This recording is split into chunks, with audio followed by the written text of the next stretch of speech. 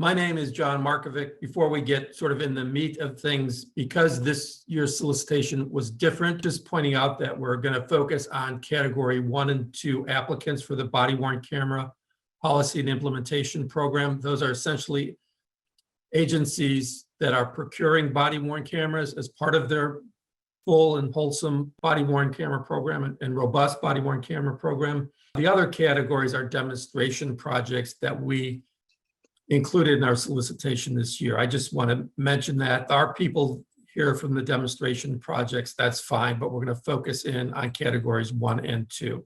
Here are the speakers today. I'm John Markovic. I'm the Senior Policy Advisor at BJA. We'll also be hearing from Gerardo Velasquez, who's one of our state policy advisors, Angela Balchi, who works with our planning, performance, and impact team at BJA. And then our TTA providers, we'll hear from James Chip Coldren, who's the co-director for the Center for Research and Innovation. CNA is the main TTA provider for the body-worn camera program, training and technical assistance provider. And we'll also hear from Michael White with Arizona State University. He works with CNA, and he'll do a bit of a dive in on the policy process, reviewing the policy scorecard and so forth. So the purpose of this webinar is really to help you understand the program requirements for 2022 BWCPIP grantees, develop a clear pathway to move through your grant successfully, then discuss the roles between BJA, our programs and policy staff, and the TTA provider, and how those are complementary. But the TTA provider has a distinct role, and we want to make sure you understand those lanes.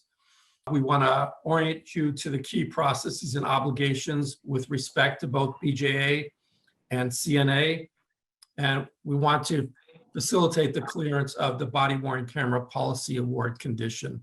We'll get into that in detail, and then we'll hopefully have time to answer questions at the end.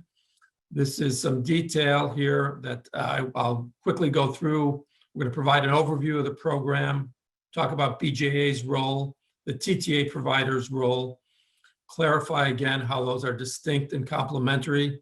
And then on the BJA side, I'll introduce you to the grant team members. We'll discuss their roles. We'll discuss how we oversee the grant and what your responsibilities are to BJA, and highlight some of the key elements or milestones in the grant process. Then we'll hear from our BJA Planning, Performance, and Impact team, PPI team, Angela, about the requirements for reporting. And then CNA will talk about their training and technical assistance. They'll introduce their team members, their roles, what responsibilities you have to them as the TTA provider, and also really discuss in some depth what they can provide to you besides helping you clear the policy condition, the body-worn camera policy condition.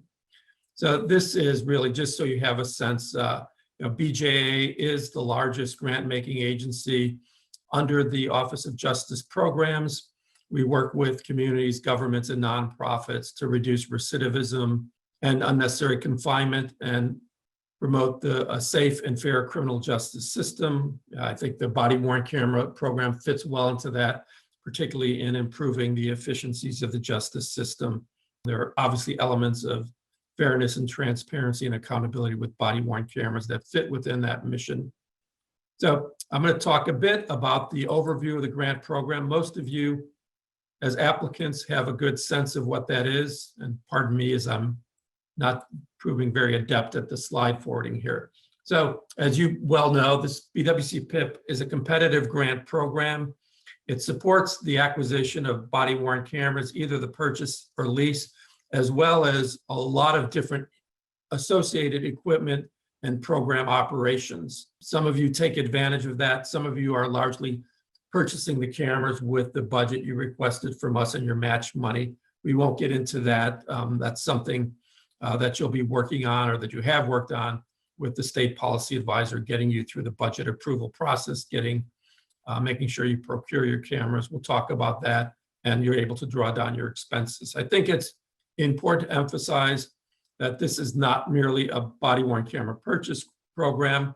Clearly, we want you to have a great policy in place that's comprehensive and developed in a deliberate way. We'll drill down on that process today. And as you applied, you were also assessed on a lot of different things. Your commitment to internal and external partnerships in developing your program, your commitment to training, leveraging the digital evidence, and managing the digital evidence that comes from body-worn cameras, and exploiting, I guess, or leveraging the evidentiary value of body-worn camera footage are all things that you were assessed on when in this competitive grant program. Again, I don't think we can emphasize this enough.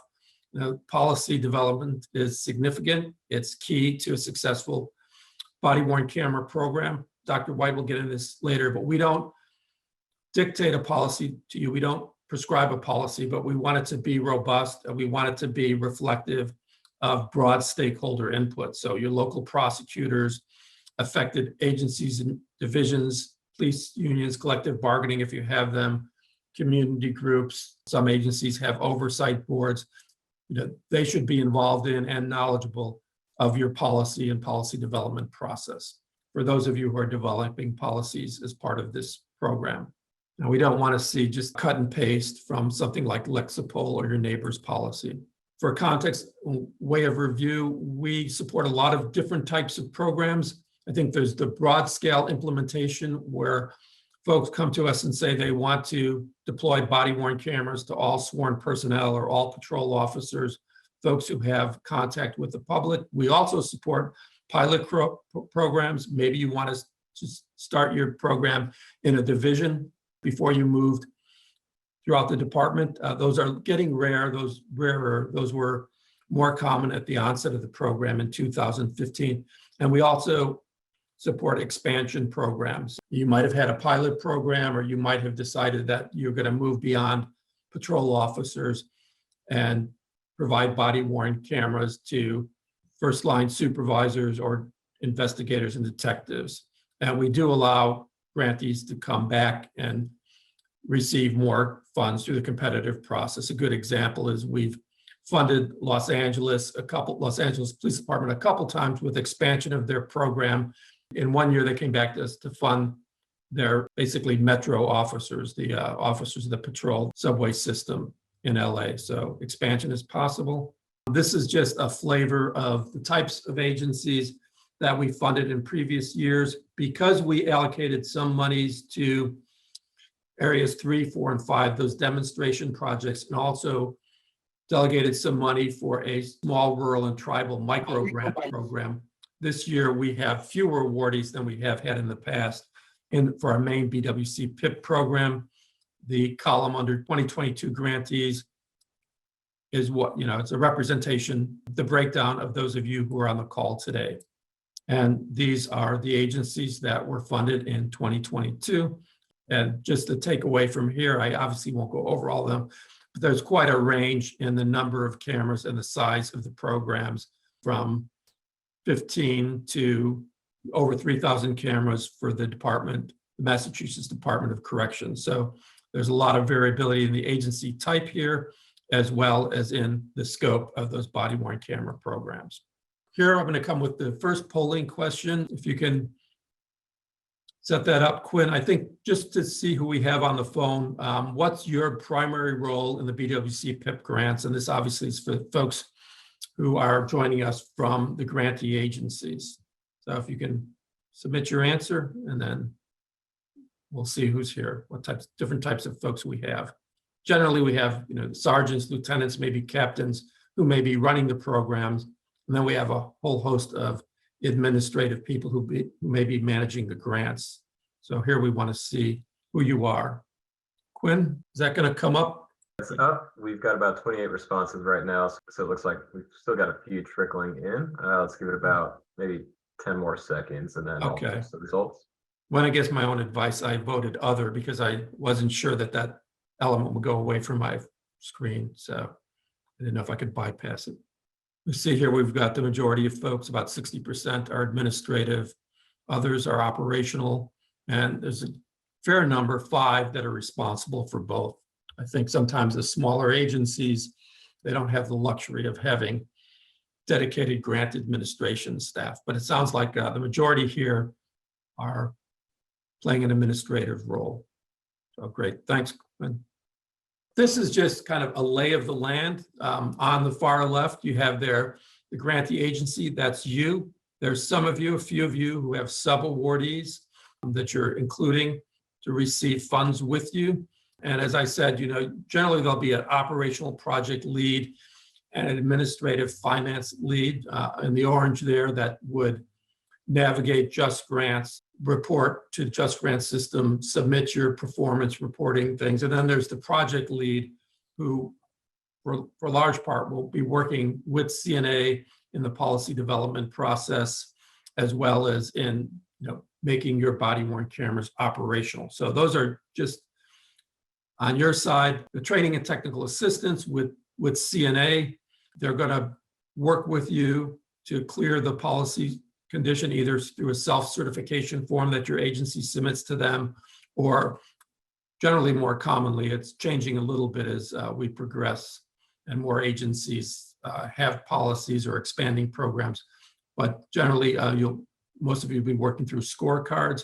And then CNA provides a whole host of other training and technical assistance that Dr. Coldren will get into when he speaks. On the BJA program side, this is really the nuts and bolts of grant administration. They'll help you, make sure your award agreement is in place, the budget's been approved, any grant adjustments you do will be tended to by our BJA programs folks. They'll oversee the reporting, the financial reporting and progress reporting, and then once you're successful with your grant, close out. BJA is essentially structured with a policy and a programs division.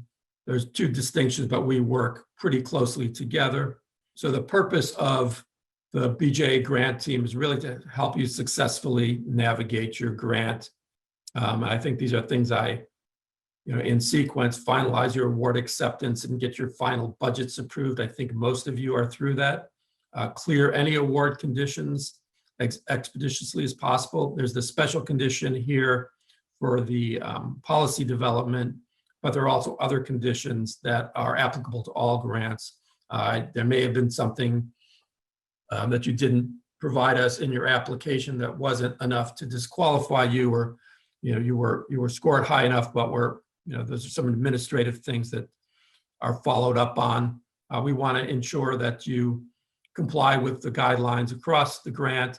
We want to make sure that you comply with federal procurement rules and that you get your body-worn cameras and other equipment, and then just be responsive to your needs across the lifespan of the grant. Just to contrast this, Chip will dive deep into this, but the initial main purpose of CNA and their partners with ASU is to get you through the special condition that you have a body-worn camera policy in place before deployment of BJA-funded cameras, to develop a working relationship with you, to have regular meetings with you, to meet you where you are and provide you the help that you need without getting in the way. I think they're pretty good at that. The policy review process is the main thing, but again, there are other things that can help you with. Different agencies are at different levels in their BWC implementation and in their sophistication and knowledge of BWC. So again, here to help you and then to work with you to develop the TTA resources, hopefully in tandem with you. We always have grantees coming back and helping. Grantees are definitely involved in developing our products. And then when we have our national meetings and so forth, grantees are often there providing panels or leading workshops. It's really a community of practice. And some of you who are returning may be already aware of that. BJA helps you get through the administrative elements of the award through your full cycle, and CNA as a TTA provider will help you clear that condition, but provide you with all the other types of assistance you may desire or need. I'm going to tee it up here and talk a little bit about the BJA BWCPIP team, just so you know who we are. I'm in the policy office, so really I provide oversight of the program from a policy perspective. So I make sure that it is consistent with the appropriations language. And then, I work with the local organizations, national organizations like IACP, PERF, and constituency groups to try as best as possible to make sure that our program meets the needs of the field out there, the law enforcement community, and some correctional agencies that are now moving towards the acquisition of body-worn cameras.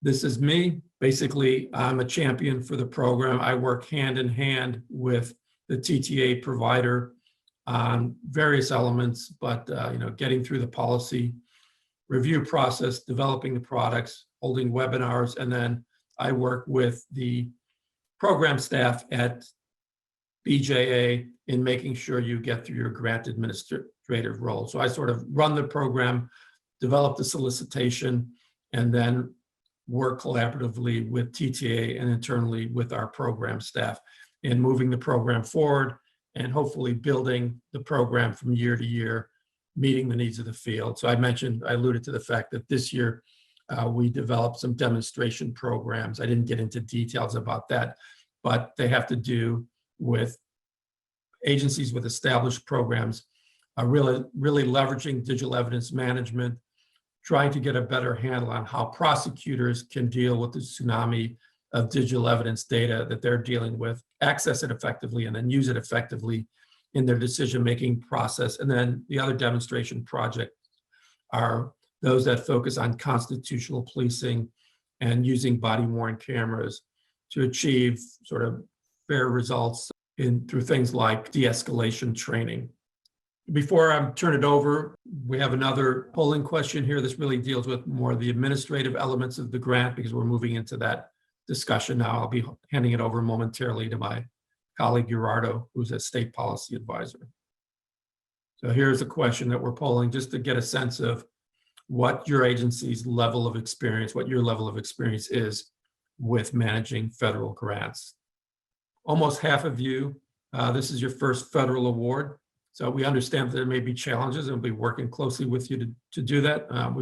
But besides that, we've got some agencies that have managed a lot of awards. Generally, we sometimes, particularly for the smaller body-worn camera programs, lots of times if it's an agency of 10 or 15 officers, it may be their first grant. We have developed a small rural and tribal micro grant program that's dealing with that. And I can put in chat when I'm done what those that you already have grants, but you may have neighbors that are looking to establish body-worn camera programs. So I'll put that link for that website in after I hand it over to Gerardo. And now we're going to talk about the BJ programs. They're off their presentation. And just before I turn it over to Gerardo, just to let you know, there are 2 state policy advisors here in the state policy regions. So Gerardo handles the majority of the grants for states H through W, and then Flora handles A through G. I don't think we have any grants this year from Puerto Rico or the Virgin Islands, but Gerardo also handles grants from those 2 territories. Gerardo, I think I'll turn it over to you to take over from here. Programs office staff are committed to ensuring that the highest level of service is provided to our customers. Programs office staff provide timely and accurate information and assistance to their customers on a broad array of grant programs and other activities we support. The programs office staff members develop and maintain mutual and professional relationships with all customers and provide prompt, courteous, and well-informed responses to grant applicants and recipients, local, state, and federal agencies and organizations, American Indian tribes, OJP, and the general public. First line of direct communication with grantees within BJA is responsible for reviewing and approving grant reports and grant adjustment modifications and processes grant closeouts. Addresses all questions regarding programmatic, financial, and administrative elements of your grant. Communicates about all award conditions, including the award release condition related to body-worn camera policy requirements. Final approval of the body-worn camera scorecard and releasing grant funds. Working effectively together. Please share updates about your project. We appreciate those emails. We are available to troubleshoot or talk through issues you may encounter. Program Office State Policy Advisor talks to policy and the TTA provider all the time. The more we know about your project, the better we can support you. If your request is a little unusual, it's okay to email or call us, talk through it before you spend time submitting it. The BJA grant management supports. There are 3 areas of grant management: the administrative, programmatic, and financial, and we'll be going through these. Award acceptance. The award document is a legally binding contract with the federal government that must be accepted by the authorized representatives. Award conditions may be attached to an award for financial and/or programmatic issues requiring resolution, referred to as withholding conditions. Applicants have 45 days to accept your award through Just Grants from the date of your award notification. The following training video regarding acceptance denial may be helpful. Program-specific award conditions may be applied based on the individual needs, goals, and objectives of each grantee. Please contact your state policy advisor for any questions regarding the award acceptance process or for any programmatic, financial, or administrative questions. Award conditions. Award conditions are terms and conditions of the grant award covering areas such as programmatic and financial reporting, prohibited uses of federal funds, consultant rates, and proper disposition of program income. Grantees are responsible for adhering to all award conditions.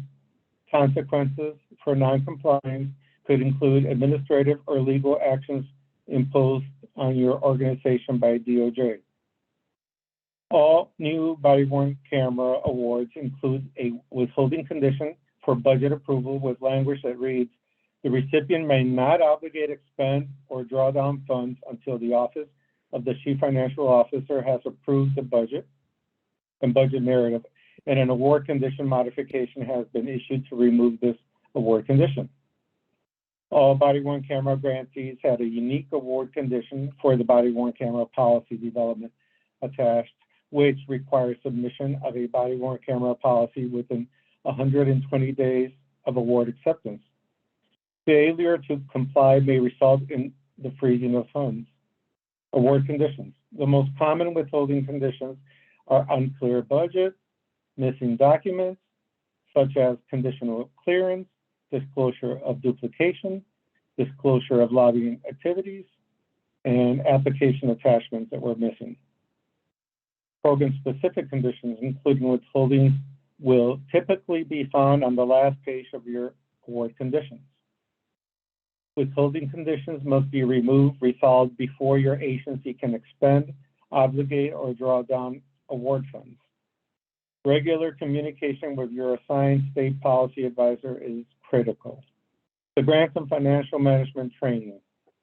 This training is required for all grant award administrators and the financial manager, and it must be completed within 120 days of your grant acceptance.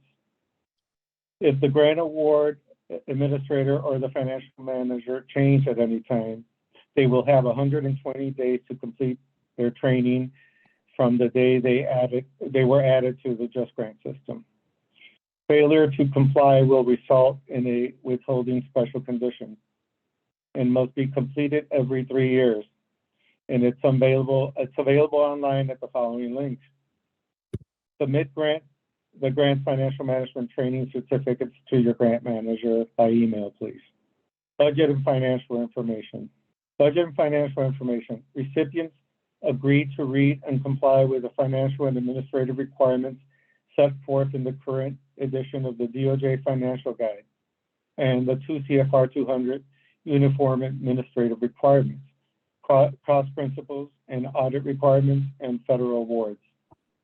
All costs must be reasonable, allocable, and necessary to the project.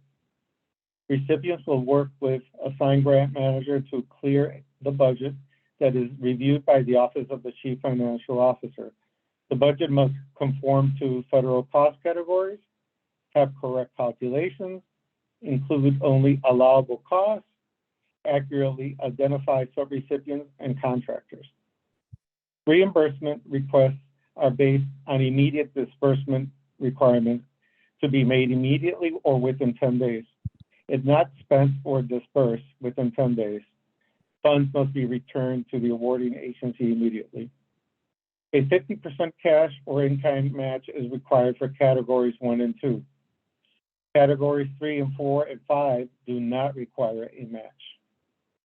Federal funds awarded under this solicitation may not cover more than 50% of the total cost of the project being funded. An applicant must identify the source of the 50% non-federal portion of the total project cost and how it will use its match funds. If a successful applicant's proposed match exceeds the required match amount and OJP approves the budget, the total match amount incorporated into the approved budget becomes mandatory and subject to audit. Match funds may be used only for purposes that would be allowable and federal funds. Please see the OJP application resource guide for additional information on this match requirement. For step-by-step instructions for entering match amounts in the budget, please see the budget summary match guide. Unallowable costs to your grant. Costs that do not support approved project activities, any costs incurred outside of the project period, any costs incurred prior to the clearance of withholding conditions, lobbying, fundraising, gift cards, food and beverages, prizes, awards, entertainment tickets, and any monetary incentives, supplementing state or local funds. Costs related to the storage of body-worn camera footage are allowable in the FY22 body-worn camera grant. The use of the BJA grant funds for unmanned aircraft systems, unmanned aircraft vehicles, or any other accompanying accessories to support such devices, systems is not allowable. Subawards and procurement contracts. Applicants typically may propose to make subawards, as well as enter into procurement contracts under the award. OJP has developed the following guidance documents to help clarify the difference between subawards and procurement contracts under an OJP award and outline the compliance and reporting requirements for each. DOJ Grant Financial Guide, Financial Management. The substance of the activity that has been contracted or subawarded will be the major factor considered. If program activities are delegated to another entity, that delegation will generally be considered a subaward. If goods or services are purchased or procured from another entity for the non-federal entity's own use, that activity will generally be considered a contract. For additional information on this topic, please refer to 2 CFR 200.330. OJP guidance documents will clarify the difference between subawards and procurement contracts. And you can go to the following link. Procurement overview.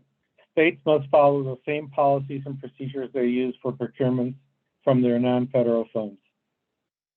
All other non-federal entities, including subrecipients of a state, must follow the 2 CFR 200.318 through 200.326. For more information, please see the Chapter 3.8 of the DOJ Financial Guide and the DOJ Procurement Procedures.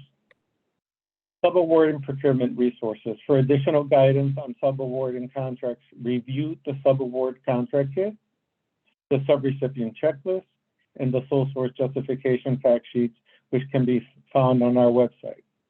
Sole source acquisition. Recipients must request and receive written approval from OJP via a GAM prior to purchasing, obligating funding, or entering a contract with award funds related to sole source procurements in excess of the simplified acquisition threshold currently at $250,000. Recipients may conduct non-competitive sole source procurement when one or more of the following circumstances apply and must justify this in their submitted request to the department. The item or service is available only from one source. The public exigency or emergency for the requirement will not permit a delay resulting from competitive solicitation. and competition is determined inadequate after solicitation of a number of sources. Sole source contracting that does not exceed $250,000 may not need approval, but recipients should follow the DOJ financial guide requirements and documentation to justify this method. Based on the criteria above, must be documented and in the award file and provided to OJP upon request. Receiving a grant from the Department of Justice does not automatically approve your contracts for sole source. Prior BJA approval is required. Accessing your grant funds. Accessing your grant funds. In order to access funds, the following actions must be completed. Valid award acceptance in just grants. Removal of all your withholding award conditions is applicable. Entity registration in the U.S. Treasury's automated standard application for payments or your ASAP system. Submission of any delinquent reports if applicable. Reminder, reimbursement requests are based on immediate disbursement requirements to be made or within 10 days. If not spent or dispersed within the 10 days, funds must be returned to the agency. If you are a current or former OJP recipient with an active ASAP account, you do not need to take any action in ASAP unless another user will be added. If you are a new OJP recipient, after the award is accepted in Just Grants, your agency's entity administrator will receive 2 emails from ASAP. To have the ASAP registration email resent to registering in ASAP, please contact the LCFO customer service at the following email or the telephone number. Grant award modifications. Award modifications, a GAM is used to request project changes that require prior approval. The assigned grant award administrator must submit GAMs in the Just Grant system. GAM types include a budget modification, a changing of the project scope, a project period extension, a sole source approval, and programmatic costs. Best practice, contact your state policy advisor if you have any questions prior to submitting the GAM. Programmatic GAMs. Programmatic cost GAM, scope change GAMs, alter programmatic activities, change the purpose of the project, change the project site, or change key staff. Financial GAMs. Budget clearance GAM, budget modification GAM, sole source GAMs require substantial justification, must receive prior approval for any sole source procurement in excess of the simplified acquisition threshold currently at $250,000. A project period extension must be requested through Just Grants at least 30 days prior to the current end date. Must include narrative justification in a revised timeline. Extension should not be requested solely to expend remaining funds. Generally, no more than one extension not to exceed 12 months is approved. See the financial guide for all requirements. OJP will consider exceptions on a case-by-case basis. Mandatory reporting requirements. Next slide, please. The federal financial report, SF425, is submitted through Just Grants by your financial manager quarterly. Your semi-annual performance report is also submitted in Just Grants by the grant award administrator. The final FFR and the final performance reports will be due 120 days from the project end date. Important reporting reminders. For the federal financial reports, SF425, report funds obligated and or expended, not drawn down amounts. Ensure funds that have been obligated align with the approved budget. Report for every quarter, regardless of whether or not expenses were incurred. Report cumulative amounts each quarter. For your performance reports, answer performance measure questions specifically written in the solicitation. Provide BJ grant manager accurate snapshot of the implementation of your project. Report must be submitted even if no activities incurred were occurred during the reporting period. Just Grants automatically freezes your grant funds for delinquent reports. It is important to submit reports on a timely basis. Late reports also influences how your award risk is assessed by OJP and may affect subsequent applications. Semi-annual question sets. The performance measure questions found in the solicitation are embedded in your progress report. You must answer these questions even if there was no activity. Do not submit a blank report. If you have questions, please reach out to your grant manager prior to submitting your report. Make sure to complete the question set after submitting. Scroll down to the bottom of the performance report and hit submit. I noticed that some grantees had issues that they think that the report is submitted, but please try to follow all the steps. Monitoring. Monitoring activities can be conducted by program and or OCFO staff on-site or remote through an EPDR. Monitoring allows grant managers to observe compliance with requirements and progress against project goals, identify opportunities to provide technical assistance, and ensure that adequate controls are in place to improve accountability of federal funds. Per the uniform guidance, recipients are required to monitor subrecipients. Monitoring and reporting requirements. The recipients must have written policies and procedures for subrecipient award process per 2 CFR 200.303 and 200.331.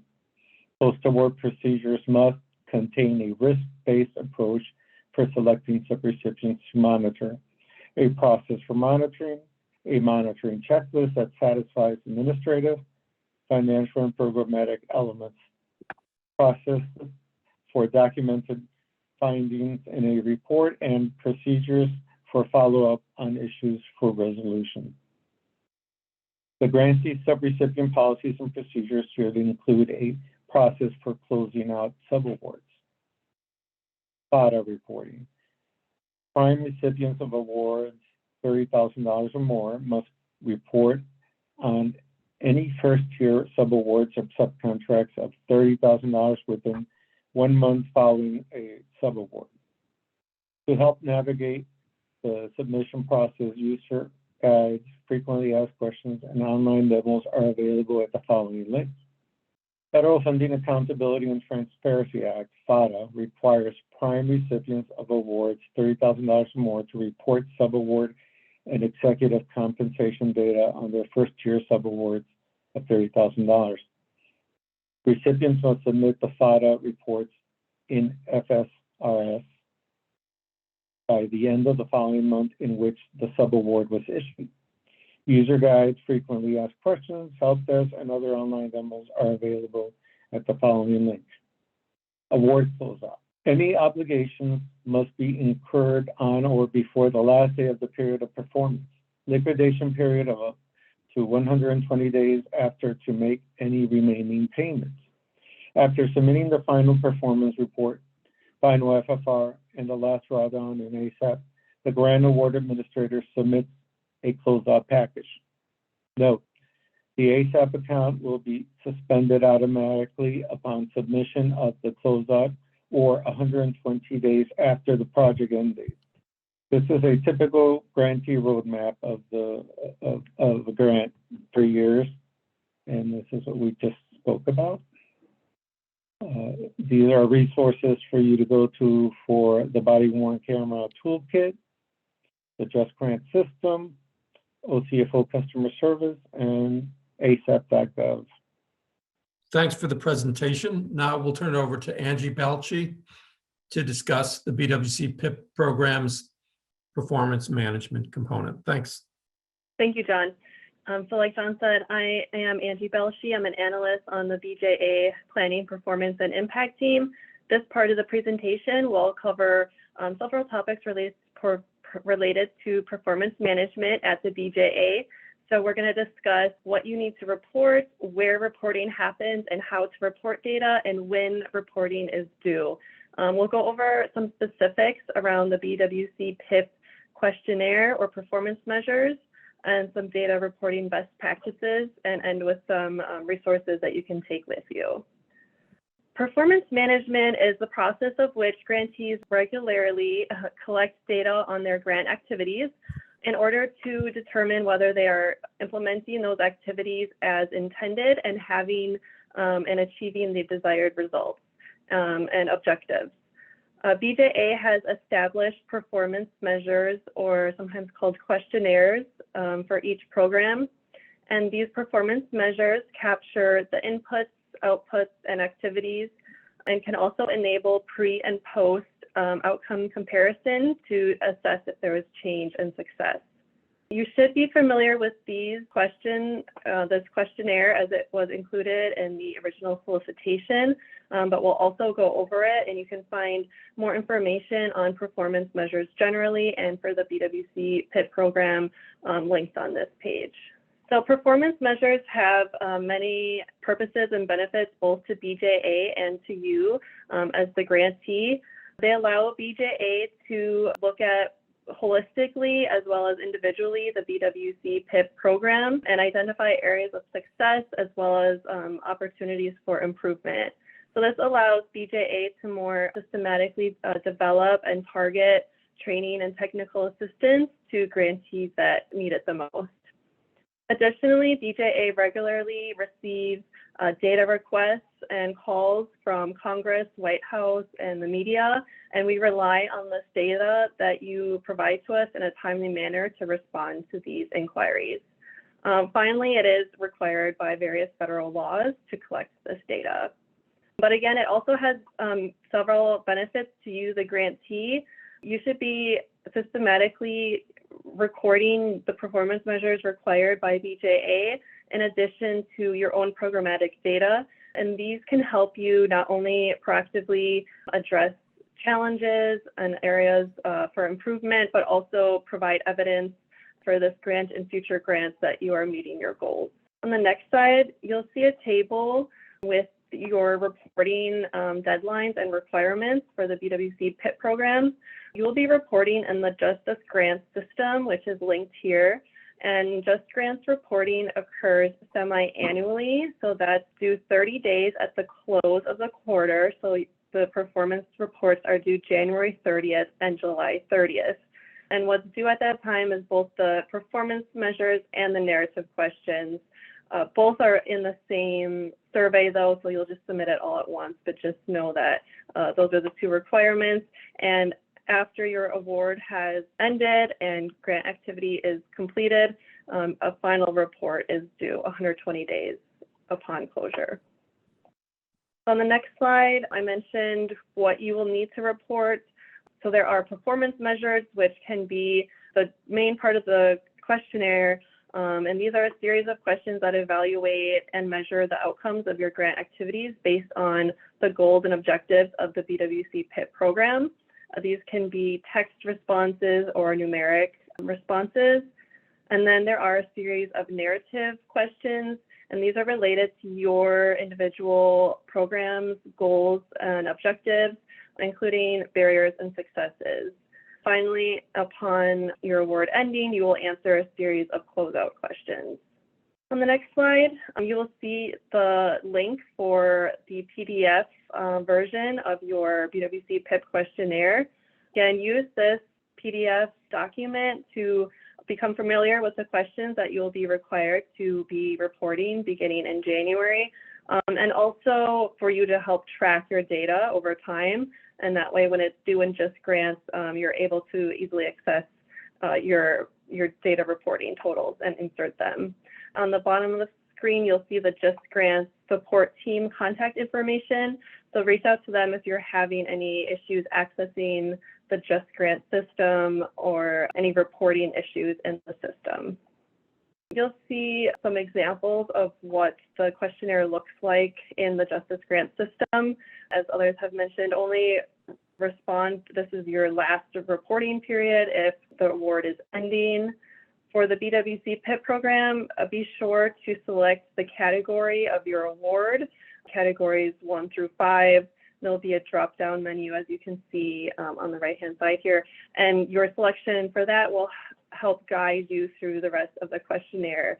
So certain categories will only be shown the questions that are relevant and required for them to answer. So therefore, if the system appears to skip a question or a whole entire page, that means based on your previous selection, you are not required to answer those questions. And if you have any questions about how to answer a performance question or whether you are supposed to answer it, please reach out to us and we can help you with that. Again, the next slide, just some more examples of performance measures on the left-hand side, again, ranging from open text responses, numeric responses, or check field. And then on the right-hand side, the narrative questions that are based on your specific goals and objectives. You'll see some best practices for setting those goals and objectives for your narrative responses. And so these goals should follow the SMART mnemonic, which clearly identifies the priorities of your goals. So therefore, they should be specific, measurable, achievable, relevant, and time-bound. And again, these are due with your performance measures semi-annually, so you should be continuously reviewing and updating your goals as needed and using your performance measure data to help guide your progress towards your goals. On the next slide, you'll see some examples of goals and objectives. On the left-hand side, you'll see SMART goal examples following the SMART mnemonic. And on the right-hand side, you'll see goals that are great goals, but need to be more specific, measurable, and time-bound. Finally, we'll just go over some data quality on the next slide and some tips for best practices for data reporting. Be sure to designate a staff person for the coordination and reporting of performance measures, and ensure a backup person if needed. And be sure that these staff participate in any trainings or additional trainings that are offered by us, the PPI team. Be mindful again of any validation alerts built into the system. So if you're seeing any alerts that you have to answer a question, it is required. Or again, if a question should be a number response rather than a text field. The last slide here, you'll see several resources that are going to be helpful during your reporting. You can look at our YouTube channel for previous recorded trainings, such as this one, and some more in-depth. Reach out to us if you have any specific questions.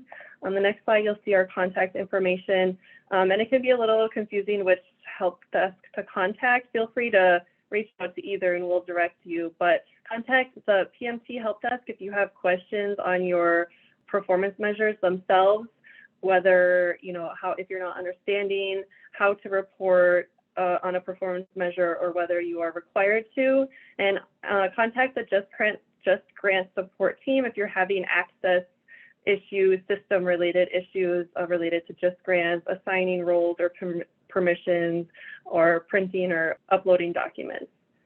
Feel free to reach out with any questions. Thank you for your time today. Great, thank you, Angie. And with that, we'll turn it over to Dr. Chip Coldren. Will talk to us about CNA and the training and technical assistance elements of the grant. Thank you. All right, John, thank you very much. And thank you, Gerardo and Angie, all of you for providing that helpful information and guidance. Thanks also to everybody for joining this webinar today. I think it's very important that you hear this information directly. One of the things that we have learned from the years that we've been working with body-worn camera program implementation is that this technology touches on all aspects of police operations and administration. So almost every agency that receives funding from BJA for policy and implementation benefits from some form of assistance. Again, whether it's from the administrative and the programmatic side that you've just heard about, or whether it's from the implementation side that you're going to hear about now. These are complex, detailed programs that, again, have pretty wide-ranging impacts. So our role as a technical assistance provider is, number one, to be helpful. Helpful in several ways as you implement body-worn cameras, run your programs, and see the ongoing impacts of this technology. So today I'll talk a little bit about how we think we can be helpful to you and make the training and technical assistance seem a little bit more real and accessible. There are generally four leading individuals on the training and technical assistance side. You see their names and titles here. Brittany and myself from CNA. Michael White, who you'll hear from today, is a co-director from Arizona State University, and Craig Uchida is a co-director from Justice and Security Strategies, also the group responsible for implementing the small and rural and tribal program that John Markovic mentioned earlier. So between us four, we have quite a number of years of experience working with funded sites and working with body-worn camera technology in general. When we talk about the goals and the purposes of our training and technical assistance program, we talk about four things. Clearly, as I've suggested, we want to assist you in your implementation, particularly in your policy development. You have several options for that you'll hear from Mike White about in a few minutes. Going through the scorecard process or the self-certification. We can and we do frequently address a number of training and technical assistance needs that are site-driven. Everything from evaluating different technologies, storage options, digital evidence management, just policy development, but a policy review process, auditing and compliance procedures, training, and a number of other innovations that we see in the field with body-worn cameras. As training and technical assistance providers, we also help BJA document the site's experiences, their accomplishments, challenges, obstacles, how they resolve them. And our responsibility is to disseminate that information for the benefit of thousands of other police agencies in the country that don't have the benefit of the BJA funding. And we help inform BJA itself. They're very interested in how this grant program works, how it's being received, the obstacles that people face in the field, and that information helps John and his leadership decide how to implement and support and direct this program in the future. So in addition to being as helpful to you as we possibly can be, we'd like you to think about the fact that the work that you're doing and the way we help you with that work and the way we document it are helpful to a number of other agencies and audiences. I like to say it's not just about you. It is about you, but it's about you and the help that you and your experience can provide to a number of other agencies and organizations. There's a structure to the way we deliver training and technical assistance. We develop assistance teams based primarily on geography, but we match each team with a body-worn camera expert and an analyst from CNA. And they work on several things. Again, this assistance with policy development that is crucial for you to secure your funding. The other technical assistance I mentioned. And what I will stress here is whatever team that you're assigned to, I'll go over that in a minute, working on your training and technical assistance, that team is a conduit to a much broader range of experts from around the country who have been involved in every aspect of body-worn camera implementation. And as your needs arise, and as you express them to us, we can make sure that you talk with the experts that you need to talk to solve the problems that you have or the needs that you have. For this group of sites, we have 5 training and technical assistance team assignments. So you can see this. So for example, Charles Stevenson is a senior advisor on the CNA staff. He is a training and technical assistance lead working with a CNA analyst named Deanna Sweeney. And you can see the agencies that they have been assigned to. That team will reach out to those agencies, establish a relationship, initiate the policy development process, and be available to you throughout the life course of your grant. Again, document progress, document problem solved, provide assistance, provide information, help BJA understand what's happening in the field, all those things. And so you can see how we have divided up the funded agencies in categories 1 and 2 with technical assistance leads. Doug Warwick is an experienced body-worn camera administrator out of Milwaukee. Jason Lustig is an experienced body-worn camera expert from the DA's perspective in Los Angeles. Rich McLaughlin and Scott Hogue are former chiefs, police executives who have extensive experience with body-worn cameras. So in each case, your agency is paired with police experts and analyst experts who have been working with body-worn cameras for some time. So there is a rhyme and a reason to the technical assistance process that we engage in with you. As I suggested, these teams will reach out to you and they will be your main points of contact. They'll set up some calls with you to go through the policy development process, whichever vehicle you choose. And they will set up a regular call, one that is not burdensome, one that's responsive to your needs and your schedules, but provide opportunities to track and listen and talk about issues that come up in all these areas and more. Policy, training, how to publish RFPs, technology matters, partnerships that are helpful, other things that come up. The substance of your discussion will be the issues that confront you as you implement your projects. They are there to be as helpful as they possibly can be. And I want to stress again that while you may be assigned to an expert and an analyst, that expert and analyst should be viewed as a conduit to a broad array, a great extensive pool of experts from across the country who have dealt with all of these topics and more. So you shouldn't feel like all of your requests and all of your answers have to be managed by these two people. They're there to help you. Another main thing that happens in terms of technical assistance is, yes, we have these regular meetings and we encourage broad participation in those meetings. We want you to be on the call. We want somebody from leadership in your department to be on the call, important other contacts in the agency, whether it's collective bargaining or IT, maybe the crime analysts, and other key external partners and constituents that will undoubtedly be affected by the implementation of your program. So we'd like these calls to be pretty broad ranging and have the involvement of a number of individuals. The good thing about BJA's approach to technical assistance is that they don't shove a lot of things down your throat.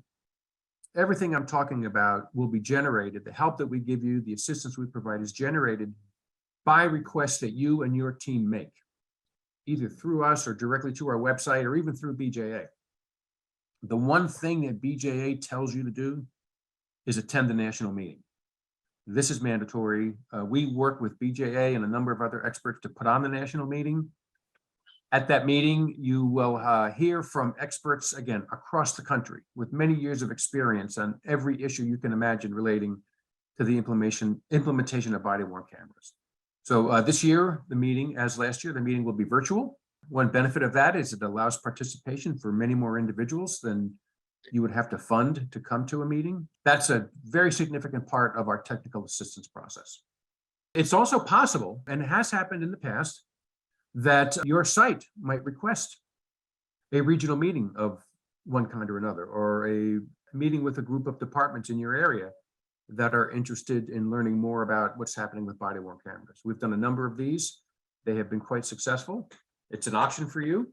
And we have a full-blown team of experts and a technical assistance website that will respond to many of the questions that you have.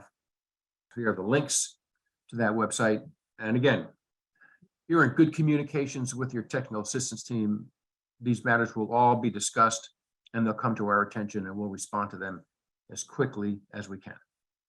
I've said my piece for now. I want to turn this over to Michael White from Arizona State University, who has not only been instrumental in implementing this policy development process with the PIP sites, but he has been instrumental in tracking and studying body-worn camera policy issues across the country for many years now. Mike, please go ahead. Okay, thanks, Chip. I know we've been at it for a while, so I'll get right to it. The issue I wanted to focus on for the next few minutes is the policy review process. And as you heard from John Markovic, there are a couple of options to get through that condition. The policy review scorecard, which I'm going to talk about first, and then I'll get to the certification process. As you probably have recognized, both before this call and on this call, is that we place a lot of emphasis on policy. We kind of have a mantra or a philosophy that a good body-worn camera policy will lead to good body-worn camera practice, good policy, good practice. So that's kind of our philosophy, and that's why we spend so much time on the front end focused on policy. In fact, as you're aware with BJA, it's even a condition that's tied to the release of your funds. So let's talk about the scorecard review process. This review process, the centerpiece of it is the scorecard that you see at least a portion of on this slide here. It's not fancy. It's an Excel spreadsheet The idea here is that over the last 8 years or so, we've developed and implemented this process to make sure that the policy that you have for your body worn camera program is comprehensive. And so what we've done is we've designed the scorecard. It's been modified time to time over the years, but essentially it addresses 9 general areas of policy. Here you see a couple of issues or general areas on this slide: the policy development area, the general issues, activation. And there are 37 specific policy issues that are addressed in the scorecard. As you look at this, you'll notice that some are red. In fact, there are 13 policy items that are in red. Those are the mandatory items. Those are the ones that absolutely have to be addressed in your policy if you're going to pass through this review process and then get the full access to your funds. And some of you have gone through this already, because I know these scorecards and policies come to me, and I've already done some reviews for some of the new agencies already. You work with the TTA team that Chip described to get through this review process. It's not adversarial at all. It's, our team is there to help, there to in a cooperative way get you through this and make sure that your policy covers all the issues that it should cover. The absolute crucial point here on on the policy review process is that we are focused on comprehensiveness only. BJA, CNA, we're not telling you the specifics of the language that should be in your policy. We're not prescriptive, we're not directional. We're just making sure that you have language in your policy to cover what we have learned over the years to be the most important areas. One example that I like to use that I think illustrates this point very clearly is citizen notification. So what does your policy say with regard to officers notifying citizens that they're being recorded? It's a mandatory item on the scorecard, so it's a red item. That means you must have something in your policy that speaks to this issue.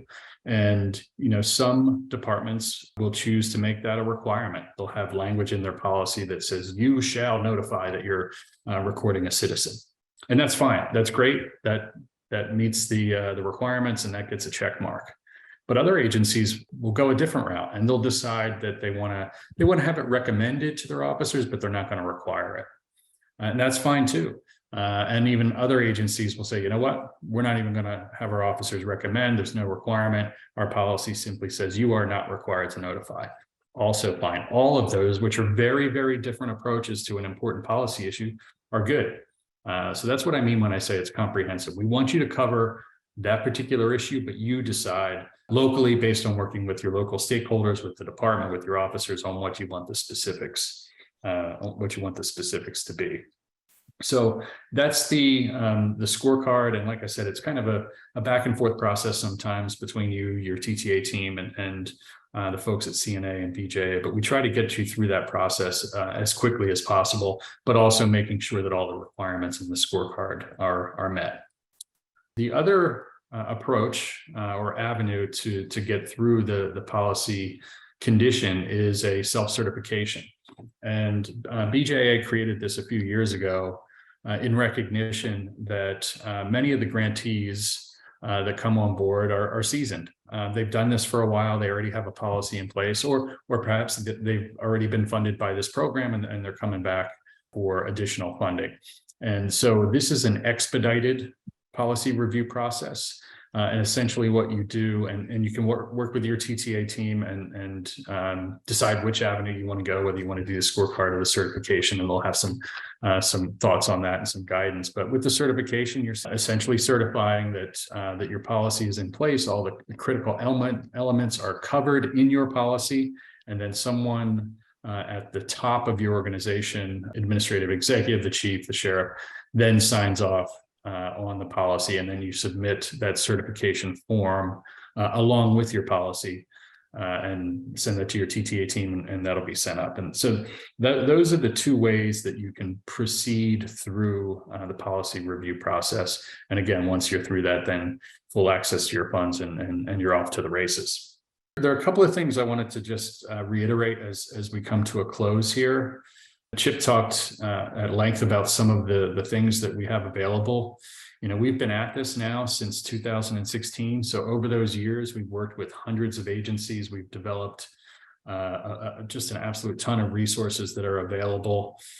Some of these things you'll get on a fairly regular basis. You get weekly newsletters. We'll send you in-view commentaries. We'll have an expert who's going to talk about a specific issue like automatic triggers or cloud storage, those kinds of things. You'll see those resources coming to you, but again, there's a whole library of resources that you can access from the past. And Chip talked about some of the other things that we've done. I think one of the most valuable things we've done is we've connected sites to talk to each other. One example comes to mind. Yuma, Arizona was interested in developing some auditing of body-worn camera footage, particularly on activation. Another site in New Orleans has a very robust process. So we actually sent representatives of Yuma with one of our team members to New Orleans, and they spent a couple of days there. As Chip said, we've done regional meetings. We did one in Golden, Colorado. We did one in Omaha. Sometimes they're focused on very specific issues, say working with prosecutors or digital evidence management. In other cases, they just function as kind of almost like a mini national meeting, and we can speak to other officers in your agency. We can speak to the community. We can speak to city government. So those can be really, really helpful. Just some things to keep in mind as I know we're moving into the holiday season here, but we do have some things coming up. The webinar that you see at the top actually has been rescheduled. It was supposed to be today, but we're going to push it off until after the new year in January. And it's a project I'm on it with the Tempe, Arizona Police Department, using body-worn camera footage to understand what happens at opioid overdose scenes, particularly when officers respond and they administer naloxone. So that'll be coming up right after the new year. We have some additional webinars that are going to be coming up, or actually we've had recently, and you can click on those and take a look. Chip mentioned the national meeting. It will be virtual, and as soon as we have dates on that, we'll get that back to you. And then, of course, as we have those site requested TTA meetings, as those requests come in and we schedule things, we'll make sure to let you know, because it could be an agency near you has requested a meeting, and since you're close, you could be able to attend that as well. So those are the things that are kind of coming down the pike. This is just another example of some of the more specific things that we've done. We've done some site spotlights that highlight particular issues. I'm looking at the last bullet on the last page. So, for example, Wichita, Kansas has a part-time SWAT team. So we did a spotlight that described the rollout of body-worn cameras to that SWAT team and the issues that they faced as they were going through that process. We've sent subject matter experts to different locations, grantee locations, to talk to. As I said, we can have people talk to the community. We can speak to your prosecutor. We can speak to your city council, those kinds of things. So the bottom line is, I don't think we've ever said no. Chip, you can correct me if I'm wrong, but whenever folks have asked for help, we've done absolutely everything in our power to make sure that we can help you out. Please take advantage of the resources that we have and the help that we can give you. And I think that is it. I'll kick it back to, John or Quinn, and we can move toward wrapping up or answering questions first. Thanks, Mike. We've been answering questions in the Zoom application. I think we've got them all covered. First of all, I want to thank our division chief, the supervisory grants management specialist, Darius LaCicero, who's been answering some of the questions about grant administration. And Gerardo's answered some, I've answered some. So I think we've got them covered. I did want to address one issue that came up. There was a question about what happens when you sign a contract with a vendor.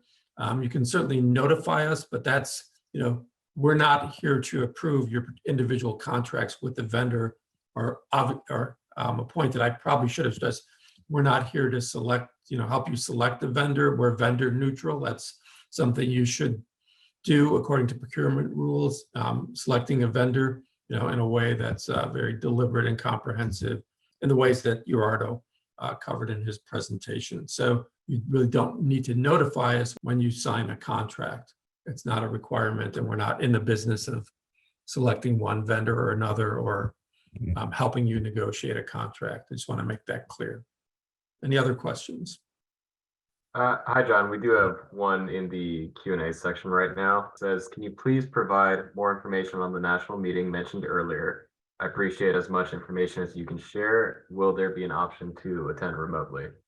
Yeah, this meeting will be remotely, and as Chip mentioned, it gives us some flexibility. We'd like to do these in person, but we realize that's still a bit of a heavy ask of agencies. We're going through, we have a pretty significant approval process for planning that conference. So we're hoping to have that in spring or early summer. And generally it'll be several days, 2 or 3 days for a half a day. And we want, your agency to be represented. The benefit of the flexible format is if you have a grant administrator who can attend some sessions that are applicable to that person, and then there may be other sessions that are applicable to the sergeant, lieutenant, or captain who might be implementing your body-worn camera program. So it does give us some flexibility. We're looking to do that in spring or very early summer, ideally spring. Is there another part to that question, Quinn? Or is that it? That's the whole question there. And Okay. It looks like we don't have any others remaining in the Q&A log. Okay, that's great. I'm glad we got through this quickly. We had a lot of slides. There was a lot of information to cover. I hope that things were clear to you all. There were a lot of grantees, according to the poll, who've had experience, but some of you are new. And as we've emphasized, and I maybe could have emphasized more, we're here to help. You shouldn't hesitate to reach out to BJA or CNA to help you get through the grant process, to get your policy squared away so you can move forward and procure your cameras and get your program underway. So thanks, everyone. There will be, I think Quinn answered to one question. This slide deck will be available on the BWCTTA website, as will the recording. So with that, thanks. All have a great day.